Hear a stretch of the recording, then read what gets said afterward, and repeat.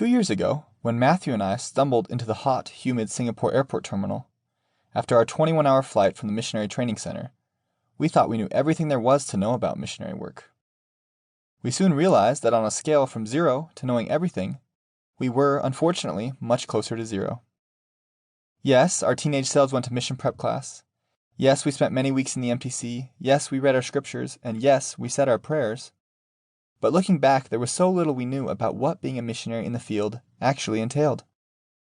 Since then, we have asked ourselves many times, why weren't we prepared? Had we not paid attention to mission prep class? Had we not read our scriptures enough? Were our prayers not sincere? While these questions are of utmost priority, we later realized they weren't the real reasons we felt unprepared. We were spiritually prepared. We had honest personal testimonies and desires to be great missionaries. What we lacked was a vision of who great modern-day missionaries are, and the mental, emotional, and social skills they must possess. It's easy to think of great missionary examples. Think of Jonah being swallowed by a whale, Ammon cutting off people's arms, and Joseph Smith being tarred and feathered. It's much harder to imagine them today, wearing white shirts and ties while riding bikes or driving cars. Certainly, Ammon and many others' stories would have looked different had they operated under today's standards. So how can we gain a vision of how Ammon and others would act today? And where can we learn the skills that they would likely use now? Fortunately, they are all found in Preach My Gospel. The best thing a teenager preparing for a mission can do is to read and internalize Preach My Gospel. All the skills and techniques we talk about are in that book. Plus, it's written by the greatest 21st century missionary examples we have, our living apostles and prophets. Now, why write another book when Preach My Gospel already exists? Well, when we were 17 years old, we tried what we just suggested. That is, to read and internalize Preach My Gospel. Unfortunately, as teenagers, we found it dense and boring, which stemmed from a lack of context. As teenagers, how are we supposed to develop the faith to find without actually having tried to find?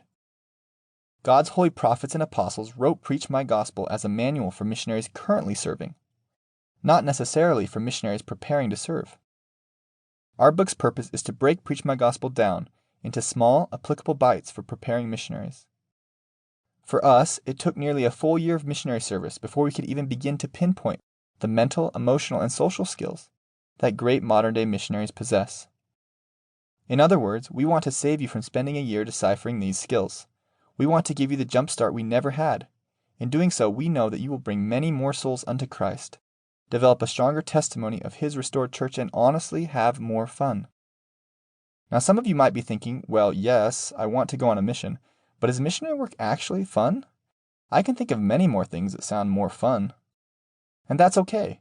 When we began our missions, we had those same feelings. So let's ask an easier question. Do you think God has fun doing missionary work? Of course He does. His sole purpose is to bring to pass the immortality and eternal life of man. And trust us, He's happy doing it. If we think about it, He's been doing it for an eternity, so He'd better love it. When we started our missions, we could have thought of a million things that sounded like more fun than missionary work.